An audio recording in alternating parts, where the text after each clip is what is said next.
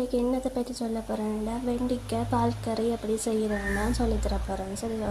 இது ஒரு 1/4 கிலோவிலையும் கொஞ்சம் குறைவான வெண்டிக்காய் தான் எடுத்திருக்கேன். அதுக்கு இவ்வளோ உப்பு காணும்.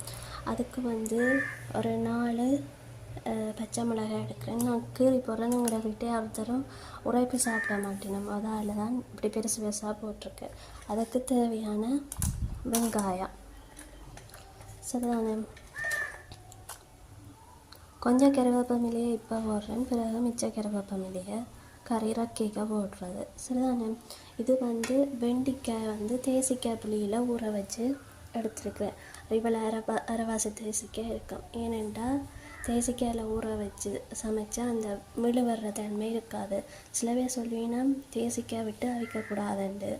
ஆனால் இது மென்னமிலம், சிட்ரிக் ஆசிட்ன்னு சொல்லுவோம். மென்னமிலம் இதை விட்டு சமைக்கிறதால உடம்புக்கு கேடு வராதுன்னு எனக்கு நான் நினைக்கிறேன். நான் இதை பற்றி எனக்கு வடிவாக தெரியாது. எங்களை வீட்டில் இப்படித்தான் சமைப்பான் சரிதானே. இதை ஒரு 5 நிமிஷம் ஊற வச்சுருக்கேன். அதையும் இதோட சேர்க்க போகிறேன். இது அவிகிறதுக்கு கொஞ்சமாக ஒரு மஞ்சத்தூள் போடுறேன். இல்லை தனி வெள்ளையாக இருந்தால் நல்லா இருக்கா, கொஞ்சம் மஞ்சத்தூள் போடுறேன் சரிதானே. நீங்கள் தேவையாண்டா ஆட் பண்ணலாம், இல்லையாண்டா வெள்ளம். இதை வைக்கிறதுக்கு அளவாக கொஞ்சமாக தண்ணி சேர்க்குறேன். கொஞ்சம் தண்ணி சேர்த்தா காணும், இது வீச்சா அவிஞ்சிடும் சரிதானே. இதை நாங்கள் ஒரு 5 நிமிஷம் அடுப்பில் அவிய வைப்போம். அடுப்பில் வச்சாச்சு. 5 நிமிஷத்தால் பார்ப்போம் இது அவ்வளோத்துக்கு அவிஞ்சிருக்காண்டு. வெண்டிக்காய் அவிஞ்சிட்டு வேறு அந்த விடுவர்ற தண்ணியெல்லாம் இல்லாமல் போயிட்டு சரிதானே. இதுக்கு நாங்கள் தேங்காய் பால் சேர்ப்போம்.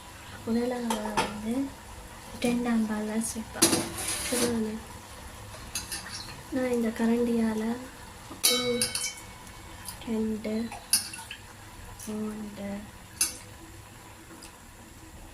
4 சேர்த்தணும் சரிதானே.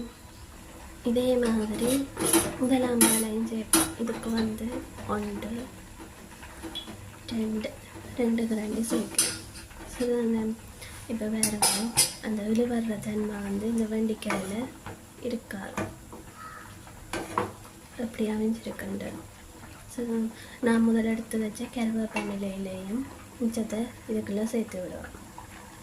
அந்த மிச்ச கருவேப்பமிலையும் சேர்த்து ஒரு 5 நிமிஷம் அவிய விட்டுட்டு வெண்டிக்காய் பால் கறி ரெடி ஆகிடும். இந்த கறி அவிஞ்சிட்டுது சரி.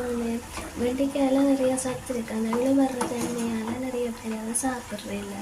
அதுக்காண்டி எண்ணெய் சேர்த்து வதக்கி ஆயில்களை பண்ணி செய்கிறதுக்கு இப்படி செய்து சாப்பிட்டு ஹெல்த்தியாகவும் இருக்கும், டேஸ்டாகவும் இருக்கும்.